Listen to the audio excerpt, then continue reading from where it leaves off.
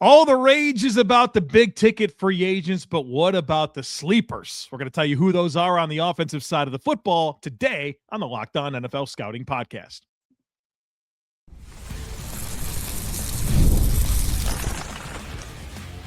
You are Locked On NFL Scouting with the Draft Dudes, your daily podcast for NFL and college football scouting. Part of the Locked On Podcast Network, your team every day. What's better than this? It's guys being dudes here on the Locked On NFL Scouting Podcast, part of the Locked On Podcast Network, now the #1 sports podcast network.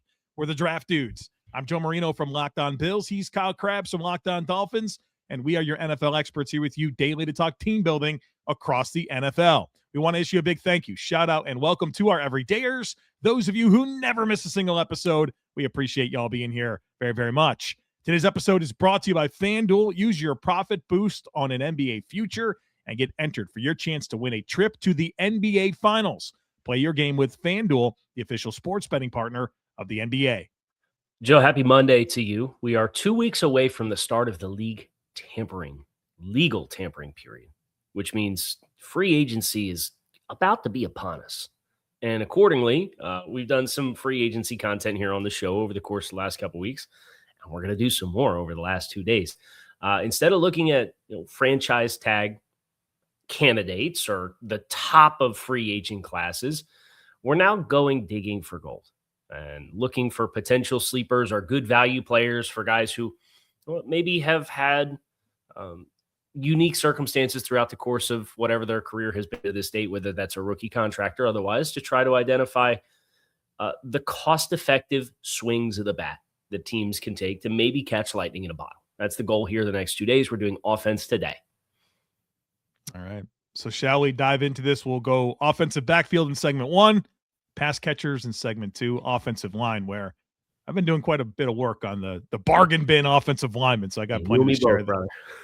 All right. Well, we'll see where we can cross over. Hey, and that's the spirit of this conversation is every team's got needs. Guess what? You're not going to have a handsomely paid player at every single spot. You need some value. Today, we want to tell you where the value can be found. And Kyle, at quarterback, we can't talk about Malik Willis, man. Malik Willis is now feels like that's the marquee name maybe at the position. We'll maybe get into him a little bit more in some other conversations. But the name that you've kind of nudged a few times over our offseason conversations that I've kind of come around to is Marcus Mariota. I thought he did a good job under the circumstances last year in Washington. Mm-hmm. And I'm not promising you that Marcus Mariota is going to come and save your team. He's probably not. But if you need a bridge, if you need a good backup to go with your young investment, Marcus Mariota feels like a good idea. Yeah. I think the tough thing is, for starter money, it's going to be it's an at-cost opportunity, right? Because he signed last year in Washington. His deal was like an $8 million a year deal. Mm-hmm. That's expensive for a backup. So were you signing him to compete to start? And maybe the standard there is Daniel Jones signing the 1 year 14 in Indianapolis, and he ended up beating out Anthony Richardson for the starting job.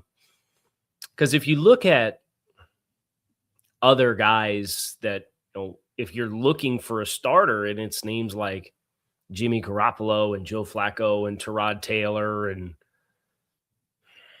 where's the ceiling there, right? And I know you're not signing any of these guys for ceiling. If you want ceiling, I got bad news for you, because the bottom of this bucket is guys like Hendon Hooker and Skylar Thompson and Easton Stick, and you're much better if you're going to look for an upside swing. Maybe trade for a Will Levis or an Anthony Richardson or a Tyson Bagent or somebody like that, right? Like, I think if you want upside, you're not going to find upside with free agency here. So therefore, the appealing, cost-effective names that we're going to talk about are ones that are probably ideally backups that might get you through a half a season if you need them to. I guess if you had to convince yourself there was some young upside in terms of free agent quarterback, you could sign Trey Lance, Zach Wilson, even though those guys were in position to, maybe show a little bit, but Zach Wilson got overlooked for Quinn Ewers, and Justin Herbert tried to get hurt, but never long enough to stay out of the lineup. Let me ask you about a player. And I'm not going to sit here and try to pitch this guy as like a dude. Okay. But has Sam Howell's decline been a little nuts? Like, he gets a chance to start for like a whole season under some tough circumstances, doesn't play completely awful, showed some redeemable traits. And then this guy just can't latch on, man. He's a free agent that you could sign, but it's kind of concerning where things went after he had his 1 year as a starter in Washington. Oh, and was plagued with the turnovers that year, right? And it's a 5th round pick, man. It's like, sure. But now as a guy that's got tenure in the league, you talk about a potentially a vet minimum guy. And he's been to be fair to Sam, he's after leaving Washington, it was Seattle and Philadelphia, and like you're not going to play in those spots. Yeah. So maybe that's the scratch off ticket guy this year is Sam Howell. That might not be a bad name to invoke. You go to running backs. Yeah. A little bit more to work with here at running back than what we have at quarterback. Give me your top kind of gem name that's not a restricted or exclusive rights restricted free agent, because there's some good names that are not going to be free to hit the open market unless teams decline to give him a tender. Yeah. For me, it's Brian Robinson. I thought he was a decent starter for Washington. I don't think he's a 400 touch guy, but I think he could be part of a committee. He went to San Francisco this past year. If I'm not mistaken, they traded for him. And I got a little excited. I was like, all right, CMC's going down. Let me get this guy on my fantasy team. Yeah. Well, and then CMC just never really got hurt like I kind of thought he might. But I think there's a good skill set here. And if you're looking for a complementary back that's going to be low cost, that's proven something in the league, that has a very like easy to translate skill set, I like Brian Robinson as an option. I like, I think Jerome Ford's going to be pretty easily attainable from an economics standpoint. Yeah. And he's always kind of had a nice baseline of production, and he's a sturdy football player. 27-year-old season coming up. Never really been asked to be a workload guy. I don't think you target or acquire him with the intention that he's going to be a workload guy. But for like what he can bring, I'd probably much rather sign him for 2.5 or 3, and that's probably high for what his market will be, versus some of the other guys in this free agency class that are probably going to command 2 to 3 times that amount of money. Yeah. And for Jerome Ford, you got to think, man, he hasn't had quarterback play. Right. And so, like, I'm sure a lot of attention's on, all right, well, let's just make sure they can't run the ball on us and see if they can, dare them to throw, and they don't have the quarterback talent to do it. And Jerome Ford has, had some production along the way, had some big plays. And I think that's a good call out. You could do a whole lot worse as a depth running back than Jerome Ford. Right. Yeah. Now, do you think any of these restricted free agents, because with a restricted free agent, you have to go the tender route, right? Like your right of first refusal or original round tenders about $3.5 million is a flat rate for every position. So there's some guys on here as restricted free agents who may not command that kind of financial commitment. Do you have any names that, like, as you look at restricted free agents, like you're like, man, I really hope this team doesn't give a restricted free agent tender so this guy can hit the market? Well, I'll tell you this, the Bills over the weekend, they re-signed Alec Anderson, who's a restricted free agent, for less than the tender. Yes. So I think you'll see some of that. As I now look at the restricted free agents, because I wasn't prepared to. No, I'm sorry to dump it on. I can give you a couple. Keaton Mitchell with the Ravens. Yeah. Big time explosive player. I mean, they're getting ready to pay a lot of guys and repay Lamar. And he came back from an injury, but 24 years old, super explosive guy. Chris Rodriguez and Christopher Brooks from the Packers, as not a big, like the polar opposite player of Keaton Mitchell, but still gifted. Jaleel McLaughlin with the Broncos had some flashes. Yeah. Some interesting names there. And those are all restricted free agents. So they either have to make a re-signing or give them a tender that would be at cheapest $3.5 million. So there's some names I would not be surprised to see shake loose there, just because, these guys aren't like the marquee names in their running back rooms. Last one on running backs. Kenneth Gainwell had 1,000 yards from scrimmage. I'm pretty sure he was the Steeler. Was he the Steelers' offensive MVP? Like That sounds right. What type of market do you think he has? Kenny Gainwell with 50% snap share as a 27-year-old running back who just played for $1.79 million last year. What's it going to be, man? I'll say he gets between $3 and $4 million. Yeah, annual average on his next deal. Going to the Chiefs, right? Just makes sense. Lordy, yeah, get rid of that because they're flushing Pacheco and Damian Pierce, and they have the Brashard Smith they took last year. Maybe they kind of feel like they'd be redundant, but I like him too. So I hope they don't take Kenneth Gainwell so we could see Brashard Smith be freed. Jam it up. All right, coming up next, receivers and tight ends, those pass catchers. We'll focus on that. So, folks, be sure to stick with us. Tax season doesn't have to take over your life. This year, TurboTax is making it easier than ever to just hand things off and move on with your day. With TurboTax Full Service, you can have your taxes done for you by a local, trusted expert start to finish without the stress or guesswork. Instead of spending hours trying to figure out forms, you can meet with a local TurboTax expert in person or connect online. They'll handle everything from W-2s to self-employed forms and work to give you every deduction. You can upload your documents, go about your day, and get updates right in the TurboTax app. It's a huge time saver and gives real peace of mind knowing an expert is handling it. For a limited time, you can have your taxes done by a local TurboTax expert for just $150 all in if a TurboTax expert didn't file for you last year. Just file by February 28th. Take taxes off your plate and get back to your life. Visit turbotax.com/local to book your appointment today. I think wide receivers got some good names. I'm excited about some of the economic swings you can take on this one. Although maybe they won't be economic because paying wide receivers is Dude, that's the challenge that I had with this is like, I don't know, define sleeper, define economic option, man. I feel like some of these guys are a sleeper and they got $10 million per season. And yeah, dude. And that didn't really work out, you know, like he's right back out there. I don't think he'll touch that this time around. Tutu Atwell's another guy, you know, obviously he stayed with the Rams, but didn't really have much. So I'm excited to see what you have drummed up here. You want me to give a name? Get us started? Sure. Get us going. Tyquan Thornton. Yeah, he was on my short list. Former second-round draft choice.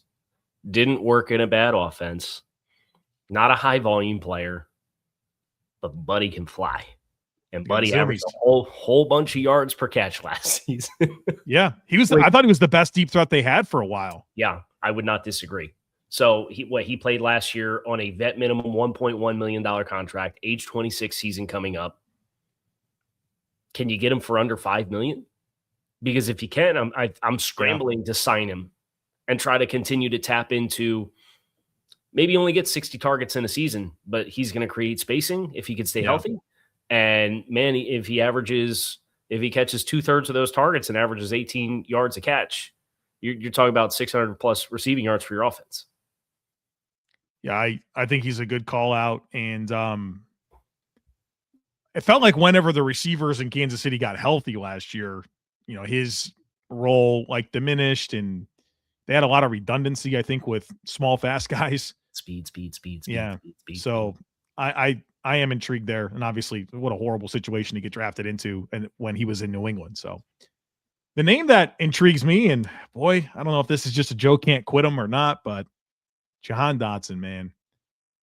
First round pick of Washington a few years ago and had some production. He gets traded to Philadelphia. And one thing about Philadelphia is that they pretty much just involve 4 players offensively. That's it. Right. So if you're not AJ Brown, Devonta Smith, Dallas Goedert, or Saquon Barkley, tough luck, buddy. Yeah. You ain't getting ball. You're out there running cardio. For love of the game routes, baby. That's what you are doing. And there's always been something about Jahan Dotson's skill set that I like. I mean, he's not the biggest receiver, but he plays bigger than his frame, which I always love. You know, watch him at Penn State, crazy plays on the ball. I think he can get open. Like, I just feel like he's got to find himself in the right situation. And I don't know that you're going to sign him and, you know, all of a sudden you get this volume piece of your offense, but I think there's more for Jahan Dotson to show. And as a modest swing, I think a team would be wise to give him an opportunity. How about a couple other names that were mid-round draft choices? Jalen Tolbert out of Dallas. Oh, you see what Pro Football Focus has him estimated to get $12 million a season. Okay. Right? Like sure. What? Yeah. Like what? I'm not going to say I'm going to eat the tweet if he gets $12 million a season, but don't do that. I might think of something a little nutty to do if Jalen Tolbert gets $12 million. I'd be surprised as well, for sure. And then the other one was, I know he didn't give you a lot of receiving production this past year in an offense that needed it.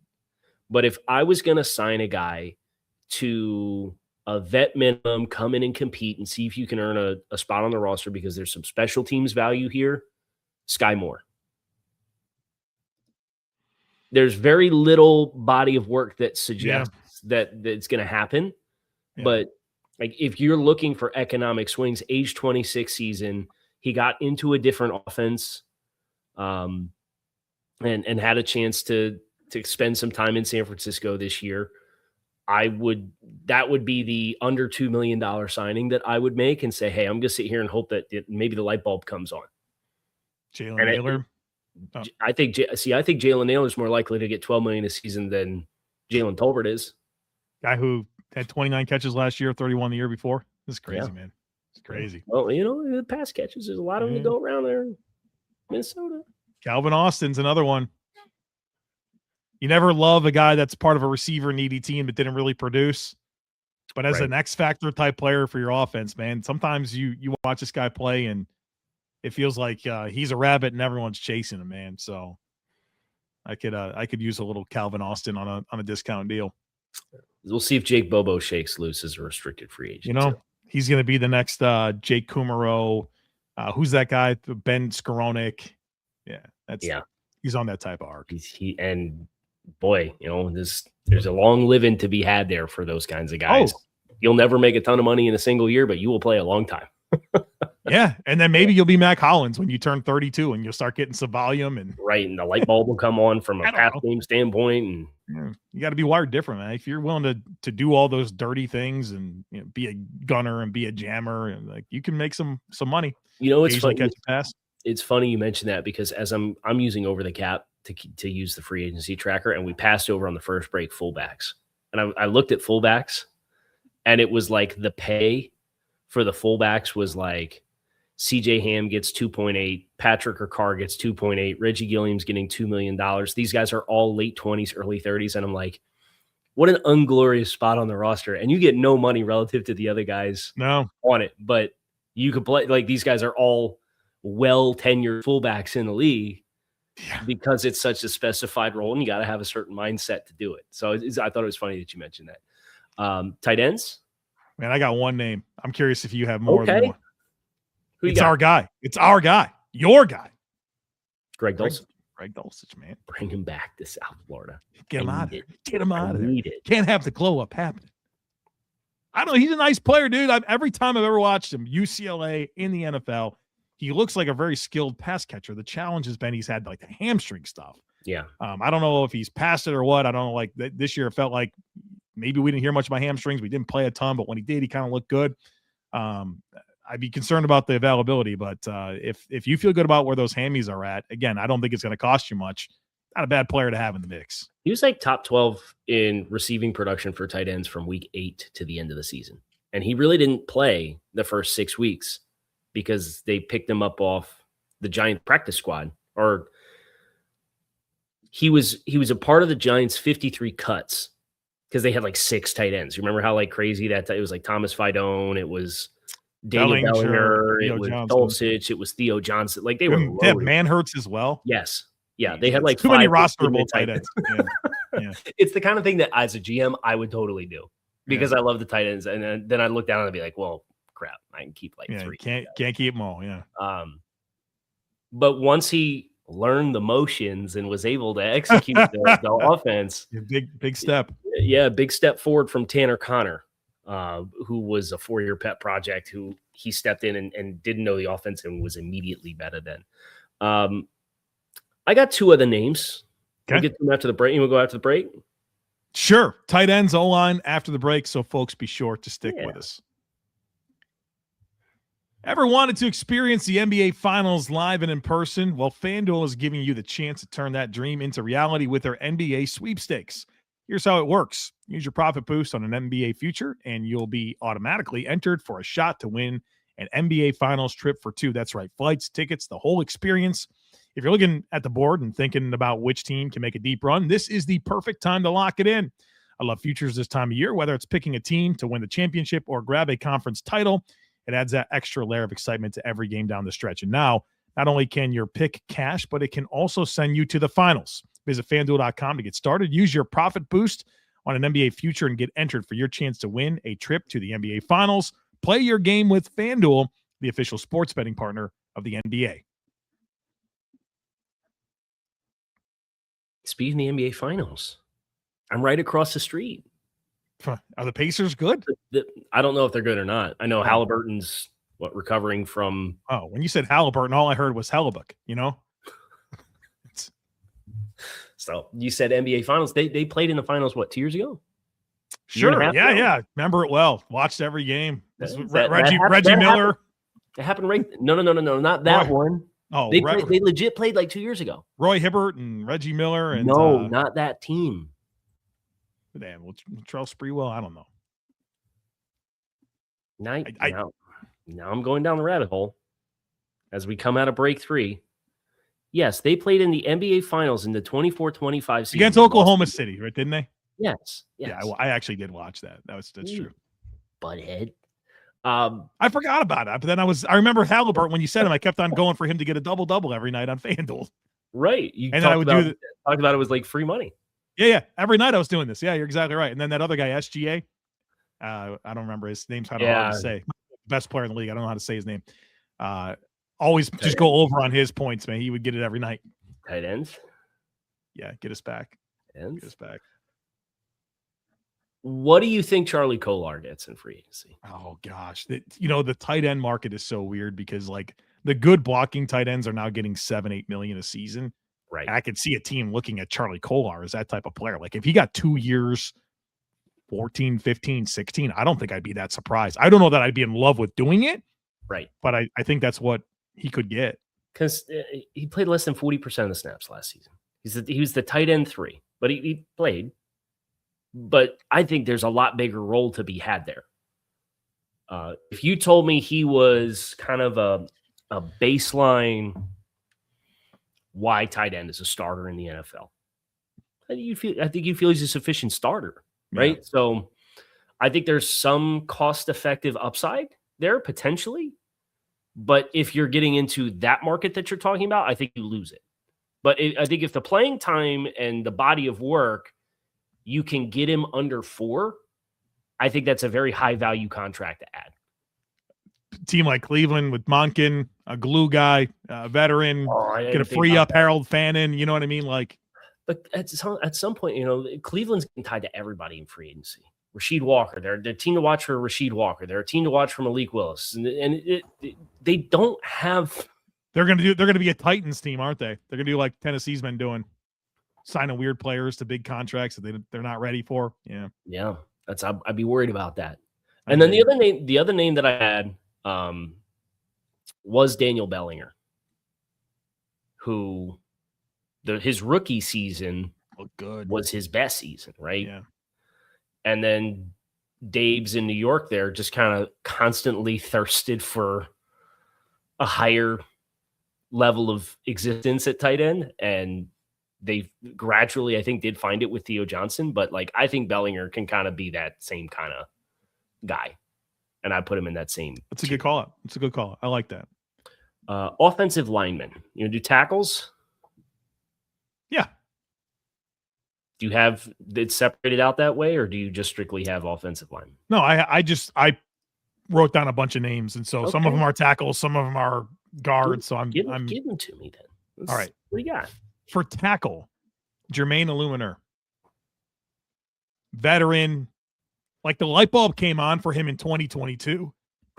His starter every year since. Yeah, but and it was interesting actually to heard him talking about this. Like he's like, being around Max Crosby changed my career. He's like, I saw the habits, I saw what it took to play in this league and be consistent. And really, I think it's 2022 with the Raiders. Like he really came together. He's been a good starter for the Giants. And now he's on the market. And I think there's big money. Like someone's going to pay $20 million a year for Rasheed Walker, and they're going to regret that. We I'd keep rather paying Cam Robinson $11-12 million a season, and you could get Eluemunor for maybe close to half of that.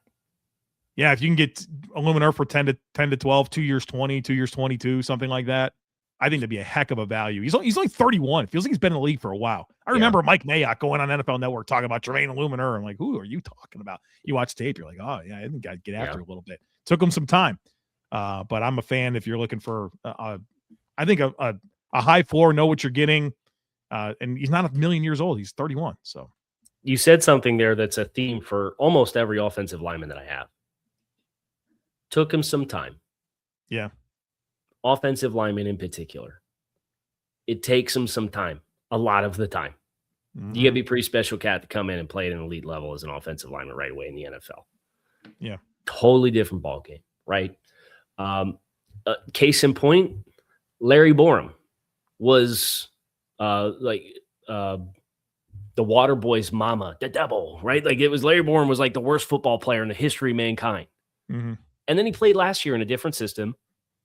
And I thought he was good in pass protection. I thought he was a proficient run blocker. He's got inside-outside position flexibility. He can play guard, he can play tackle. 27 years old this upcoming season. Signed and played last year for $2.5 million. You want a utility offensive lineman who can compete for a chance to start? Larry Borum, I think, is a name that everybody should be considering. I'll stay on the trend. How about a guy like Cade Mays? Cade Mays took a while, like 5-star recruit, played at Georgia and Tennessee. You watch his tape in college, you're like, you're looking at through the lens of a 5-star recruit, like a big decorated offensive lineman. You're like, I see some skill, but he's like really uneven. And then he's gets drafted day 3 by the Panthers. He's a reserve his first couple of seasons, and then they've had a lot of injuries that's put him in the lineup. He got a chance to start 12 games this year at center, and I think he's really kind of showed himself very well as a guy that has developed, now has some experience, can provide flexibility at all 3 interior spots, that it would not surprise me to see him sign for a modest starter deal and a team be very happy about what they get. Can I cheat and go with a restricted free agent here? It's your favorite thing to do. But one that I don't know is going to get a tender, and I think it's interesting is because there's some other financial decisions to be made for this team, even with the offensive line, and Darian Kennard with the Packers at right tackle. Mm-hmm. Came in with he was drafted by the Chiefs. He spent a year at Stoutland U, and then this past year was in Green Bay, and he played almost 300 snaps offensively, most of that at right tackle. And I think he's got some life to him, right? I think the pass protection stuff still rough around the edges, but he was drafted in 2022, right? So we've had kind of that 4-year program in the NFL of getting that education with hands-on and a couple different experiences with a couple different schemes. And that's a name that I'm pretty interested by. And what the parallel is a name like, potentially, if it goes well, Cole Van Lanen, right? Cole Van Lanen did the education and was a late round draft pick and kind of floated around, and then he makes a change and he gets a chance to play, and lo and behold, he signs a $51 million contract. Yep. So you see this, and you see it so frequently with offensive linemen because of the developmental curve. So Darian Kennard is a off-the-board restricted free agent as my last offensive tackle was one I wanted to shout out. All right. Go inside a little bit more. Yeah. I know I kind of took us there with Cade Mays, but yeah, that's all right. I knew you were ready to shift over, so I got a couple names ready to roll here too. What are we doing with Andre James? So Andre James was paid twice to be a starter. Not anymore. And you think about the Raiders and how much turnover they've had with decision makers and coaching, and it's like, all right, I kind of get it. You get lost in the sauce, and he spent last year as a reserve for the Chargers, right? I mean, he's had a lot of tenure as a starting center in the NFL. So if you need like a low-cost center that's played, Andre James is a guy that might be a nice little upside swing. How about Jamari Salyer with the Chargers? Yeah, good call. Has played a lot of different positions. Age 26, kind of got thrust in and played well early, but kind of felt like there was a ceiling that was hit there. So if you want a guy with starting experience with some positional flexibility, that's not going to be a break the bank type guy that maybe is at a point in his career where you can kind of start to get another tier to tap into for how consistent he can be, I think Salyer's a great name to invoke in that same light of what I talked about with Borum. Sign this guy to a couple $1 million contract and let him compete for a chance to win a starting job. Let me throw one name out there. I don't know if this is going to be a sleeper or bargain bin, but I think he's one of the most challenging players to consider in free agency, and that's Elijah Vera-Tucker with the Jets. 3 of the last 4 years, season-ending injuries, twice torn triceps, once an Achilles. When he's on the field, he's terrific. What do you like? Do you think a team just rolls the dice and says, "We believe you can stay healthy. Here's a bunch of money," or is this like you think you can get him on a 1-year prove-it deal and just get huge returns potentially? I would do how crazy and big brain did the Jets get when they signed, what's his name to play tackle? You remember a couple years ago, it was like the Tyron Smith. You remember the Tyron Smith incentives that were required? And the deal was reported as like a $20 million deal, but in reality, the base was like 6 or 7. Yeah. And it was all like playtime. Like the more you played, you unlock the higher tiers. Like maybe not that extreme for like the upper bands of the contract, but I would do the 1-year prove it high incentive laden playtime deal for Vera-Tucker. He didn't take a snap in 2025. So any incentives that you bake in are unlikely to be earned. So it doesn't count against your cap. Right. Yeah. So like it's a really kind of a creative way to get that player and have a very, very low cap hit. And then it kind of make, bake in those incentives that are all not likely to be earned, which don't factor in. So the other name that I had was Daniel Fa'alele. Actually, that's a lie. I had Daniel Fa'alele and Cordell Volson. Good calls. Of guys that are coming off of tenures with a single team. Volson kind of flatlined in a very particular offense and an offensive philosophy. And then Fa'alele, halfway through his rookie contract, makes a position switch to play guard. And there's enough physical tools and traits there that I would imagine, and he played all the snaps for Baltimore. Age 27 season coming up, was a starter last year, rare physical ability, relatively new to playing inside. I think that can be a combination that you could catch potentially lightning in a bottle with. Now, he might struggle just as much because at the end of the day, it's too fast and happens too quick for him inside. But I would be willing for the right dollar amount to find out and see if more time on task, he becomes a more refined player inside. That's it for us. We got to get out of here. Kyle Crabbs, Joe Marino. Appreciate you guys always checking out the show. Make it a great rest of your day. We are out of here.